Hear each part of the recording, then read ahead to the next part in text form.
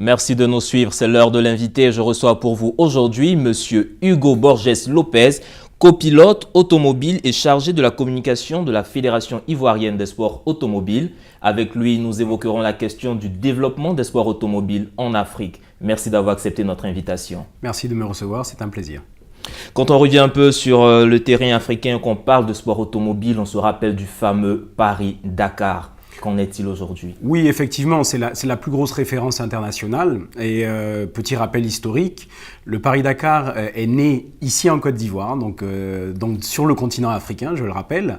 Il est né donc de Thierry Sabine, donc une idée en 1977 quand il se perd en participant à l'Abidjan-Nice. Donc l'Abidjan-Nice est un rallye qui est encore plus ancien que le Paris-Dakar. Et l'Abidjan-Nice est encore, on va dire, a été mis en place après la création du rallye du Bandama en 1969. Donc 1969, rallye du Bandama, 1975, Abidjan-Nice et 1977, le Paris-Dakar. Donc vous voyez que tout est parti un peu de la Côte d'Ivoire en général, enfin en particulier, et de l'Afrique en général. Et aujourd'hui, c'est effectivement le plus gros rallye au monde et la plus grosse référence internationale, mais qui n'est plus sur le continent africain. Après tout cela, comment se portent les sports automobiles en Afrique ? Alors, le sport automobile en Afrique se porte mieux, on va dire. Aujourd'hui, on va dire en parallèle donc, au Paris-Dakar dont vous faisiez référence, on a l'Africa Eco Race, donc, qui est, on va dire, une similitude au Paris-Dakar et qui revient sur le continent africain, qui a eu lieu il y a quelques mois à peine, et qui traverse plusieurs pays du continent.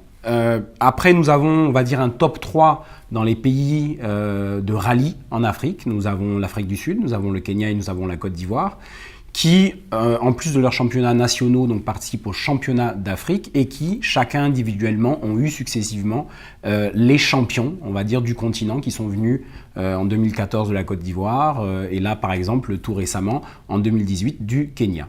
Les sports automobiles, c'est quand même une grosse artillerie. Pour se lancer dans ce sport, est-ce que c'est accessible à tout le monde ou c'est pour une certaine catégorie? Alors oui, le sport automobile reste un sport d'élite, il reste un sport cher car on parle d'équipements de pointe qui nécessitent des investissements importants. Donc non, l'accès au sport automobile en lui-même en tant que pratiquant n'est pas accessible à tous. Il reste quand même un petit peu difficile d'accès. Par contre, les fans, quant à eux, ne payent absolument rien du tout. Et à ce moment-là, là, c'est tout gratuit pour ceux qui regardent et qui suivent la course en elle-même. Est-ce qu'on peut avoir une idée des différentes catégories dans les sports automobiles et à quel coût peut être évaluée la préparation d'une saison Alors, on a aujourd'hui, je vais parler de la Côte d'Ivoire et de notre spécificité. On a aujourd'hui 3 grandes catégories de véhicules donc, qui participent à l'ensemble des courses, chacune avec leur spécificité. En 4 roues motrices, c'est la catégorie la plus puissante, mais aussi la plus chère. On parle d'un budget à peu près de 30 millions de francs CFA, rien que pour maintenir un véhicule en course pendant 1 an. En 2 roues motrices, donc vous allez avoir ici un budget qui va varier entre 15 à 18 millions pour maintenir un véhicule en course, donc toutes les participations y comprises pendant 1 an. Et pour un SSV, vous allez avoir à peu près 10 à 12 millions pour la gestion du véhicule, puisque ce sont des voitures beaucoup plus robustes et qui nécessitent un peu moins de suivi et d'entretien mécanique, même si elles restent quand même assez pointues. Des sports de cette envergure, est-ce que vous êtes soutenu par les États, des subventions? Et au niveau de la vulgarisation, comment est-ce que ça se passe sur le terrain? Alors, ça reste très compliqué. Le football est le sport roi. Il suffit d'un petit ballon pour que tout le monde, on va dire, capte les yeux dessus. Le sport automobile, c'est plus difficile. Donc, le soutien étatique reste encore assez léger pour l'instant. On a des engagements forts qui ont été pris dernièrement. Je parle par exemple au niveau du Kenya, qui a mis en place un centre de formation et une piste dédiée au pilotage pour les WRC. Donc, ce qui leur a permis, on va dire, je pense de l'année prochaine, de récupérer une des étapes du championnat du monde, ce qui est quelque chose d'extraordinaire. Ils ne l'avaient pas eu, il n'y a que la Côte d'Ivoire qui l'avait eu pendant plus de 17 ans. Et le Kenya l'a fait, mais ça a été une volonté vraiment politique et un engagement financier vraiment, vraiment important. La Côte d'Ivoire est en train de reprendre un petit peu son retard sur ça. Le rallye du Bandama en est le meilleur exemple, mais ça reste encore, je pense à mon avis, encore trop léger. Il y a beaucoup de choses à faire et d'accompagnement sur un sport qui se veut autant intéressant du point de vue sportif, mais aussi du point de vue touristique et économique. Beaucoup de choses à faire. Quand on prend le cas du rallye Bandama, quelles sont les innovations attendues lors des prochaines éditions? Alors, la prochaine édition, on est en plein dedans. Donc, elle commence mercredi, donc ce mercredi qui vient.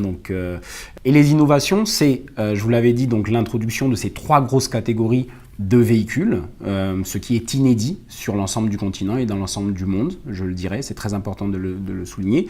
C'est pas facile quand on reçoit, on va dire, de nouvelles catégories, donc les choses se font petit à petit, mais on arrive donc justement à proposer au niveau des spectateurs un spectacle qui va être varié, qui va être sur de la très grosse puissance avec les 4 roues motrices, sur de la technicité de pilotage avec les 2 roues motrices, et on va dire sur un pur spectacle avec les SSV. Alors, vous parlez tantôt du Kenya. Quelles sont les grandes nations de sport automobile en Afrique? Alors, je l'ai dit, on a surtout aujourd'hui donc le Kenya et l'Afrique du Sud qui se partagent donc la partie sud du continent et dans la partie ouest, la Côte d'Ivoire. Donc ces trois piliers-là sont aujourd'hui, on va dire, le top niveau du rallye compétition en Afrique. Vous avez le Sénégal qui, lui, par contre, fait plutôt des rallyes raids, donc c'est des rallyes de découverte, des rallyes d'exploration, et qui a également un très bon niveau. La Côte d'Ivoire est citée dans les exemples que vous venez de donner tout à l'heure. Est-ce que les femmes, quelle est la place des femmes dans le sport automobile en Afrique? Alors, je vais vous dire, elle reste limitée, mais importante en termes qualitatifs. Je rappelle donc historiquement qu'une très grande championne du monde a écrit ses plus belles lignes du rallye ici en Côte d'Ivoire. Je parle de Madame Michèle Mouton, qui aujourd'hui donc préside donc le développement des femmes dans le rallye au niveau de la FIA à l'international. En Côte d'Ivoire, nous avons des copilotes, de très bonnes copilotes, certaines qui ont déjà plus de 10 à 15 ans d'expérience de copilotage, et des toutes jeunes qui viennent d'arriver, donc qui viennent de rentrer dans le rallye, et pour une ou deux, je pense, d'entre elles, qui vont faire leur baptême de feu sur ce banc d'amas. Donc elles sont présentes. Elles sont présentes, et quand on vous entend parler, on voit cette flamme, cette passion pour les sports automobiles. Personnellement, vous, d'où vous vient cette passion pour les sports automobiles? Écoutez, comme pour la plupart d'entre nous, un coup de fil. Un ami qui m'a appelé et qui m'a dit écoute, rejoins-moi, viens voir ce que tu en penses. Personnellement, j'étais sur d'autres sports. J'ai découvert un petit peu ce côté grisant du sport automobile. Et puis finalement, derrière, après passer les premières émotions, j'ai découvert un sport qui est très technique, qui demande beaucoup d'apprentissage et de concentration et une certaine abnégation à accepter de perdre souvent quand on pensait gagner ou de se dire que tout n'est pas toujours écrit dès le début et qu'il faut attendre la dernière seconde de la course pour savoir ce qui va se passer. Donc ça reste quelque chose de très motivant. Moi, je suis donc copilote de championnat et très fier de l'être, et je pense que je vais l'être encore pendant un bon nombre d'années.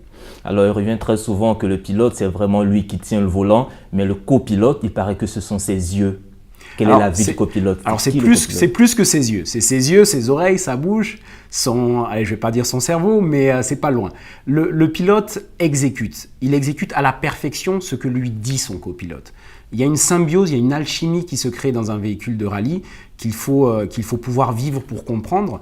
Mais si vous voulez, vous avez à côté de vous quelqu'un qui a un volant et que vous dirigez au millième de seconde près. Et la confiance dans la voiture est, on va dire, quasi obligatoire si on ne veut pas finir en pleine brousse ou sortir de route. Donc, le copilote guide, contrôle, dirige, rassure, motive et essaye justement d'amener son pilote le plus loin possible, à savoir la ligne d'arrivée. Et les sports automobiles iront bien loin en Afrique, je l'espère. Si vous aviez un dernier mot, comment vous voyez les sports automobiles dans 15 ans, 20 ans, 30 ans sur le continent africain? Je pense que nous sommes en de bonnes voies de continuer de le faire progresser. Nous suivons technologiquement les avancées des véhicules dans le reste du monde. Donc nous sommes déjà, nous, au bon niveau, ou on va dire au meilleur niveau technique des véhicules. Donc je suis persuadé que dans les années à venir, les choses ne peuvent que progresser. Et avec l'appui des médias et l'appui des autorités locales et régionales, nous pouvons encore faire mieux. Alors aujourd'hui, l'invité de ce jour était consacré à l'avenir des sports automobiles en Afrique et nous étions avec M. Hugo Borges Lopez, copilote et chargé de communication de la Fédération ivoirienne des sports automobiles. Et Medi 1 TV a été très heureuse d'être son copilote aujourd'hui pour nous parler de cette passion qu'ils ont pour les sports automobiles. L'information se poursuit sur Medi 1 TV Afrique.